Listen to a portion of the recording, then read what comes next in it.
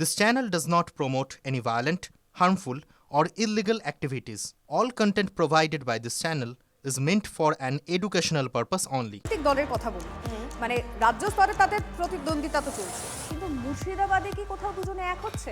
কাদের কথা বলছি? বাম কংগ্রেস।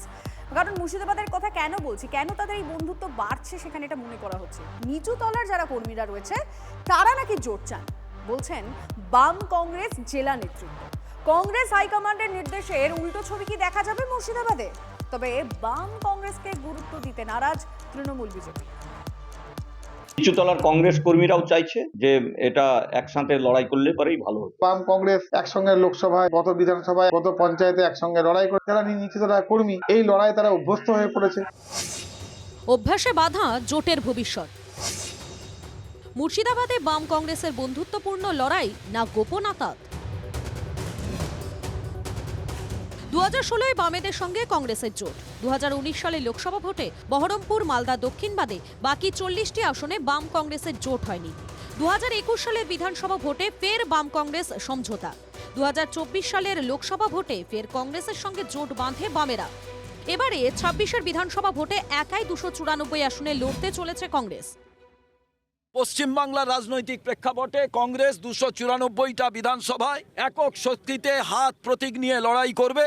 কিন্তু মুর্শিদাবাদের দুই দলের জেলা নেতৃত্বের মুখে শোনা যাচ্ছে জোট নিয়ে নিচুতলার কর্মীদের আবেগের কথা। নিচুতলার কংগ্রেস কর্মীরাও চাইছে যে এটা একসাথে লড়াই করলে পরেই ভালো হবে। আমাদের কাছে আসছে, অনেকেই বলছেন আমাদের পার্টির লোকজন কাছে একসাথে লড়াই করা একটা পরিবেশ তৈরি হয়েছিল 10টা বছর ধরে। নিচুতলার কর্মীরা তো মনে করেন জোট তো চাইবেই, কারণ যেখানে নাকি অন্যান্য দলের প্রত্যক্ষ এবং পরোক্ষ ভাবে জোট তৈরি হচ্ছে। অন্যান্য বিরোধী দলগুলোর মধ্যে একসঙ্গে লোকসভায় লড়াই করেছে, গত বিধানসভায় একসঙ্গে লড়াই করেছে, গত পঞ্চায়েতে একসঙ্গে লড়াই করেছে। যারা নিচুতলার কর্মী, এই লড়াই তারা অভ্যস্ত হয়ে পড়েছে। তৃণমূল বলছে জোট নিয়ে তাদের মাথা ব্যথা নেই, একই দাবি করছে বিজেপিও। বিজেপি বা সিপিএম বা কংগ্রেস কার সঙ্গে কার জোট হবে সেটা তৃণমূল কংগ্রেস নির্ভর করে না। তৃণমূল কংগ্রেস সর্বোপরি সবসময়ের জন্য একদম আমাদের নেত্রী বলে থাকেন মানুষের পাশে থাকতে হবে। আমাদের নেতা অভিষেক ব্যানার্জি বলেন সর্বদা মানুষের পাশে থাকতে হবে। বাম কংগ্রেসের জোট আদৌ হবে কিনা এ নিয়ে আমরা চিন্তিত নই। প্রতিপক্ষ হচ্ছে তৃণমূল। তৃণমূলের অপশাসন, দুর্নীতি, ভ্রষ্টামি, নোংরামি, সেখান থেকে নিষ্কৃতি দিতে পারে একমাত্র ভারতীয় জনতা পার্টি। 24-এর লোকসভা ভোটের নিরিখে মুর্শিদাবাদে 22 বিধানসভার মধ্যে 4টি আসনে এগিয়ে কংগ্রেস, সিপিএম এগিয়ে 1টি আসনে, 3টি আসনে এগিয়ে বিজেপি, তৃণমূল এগিয়ে 14টি আসনে।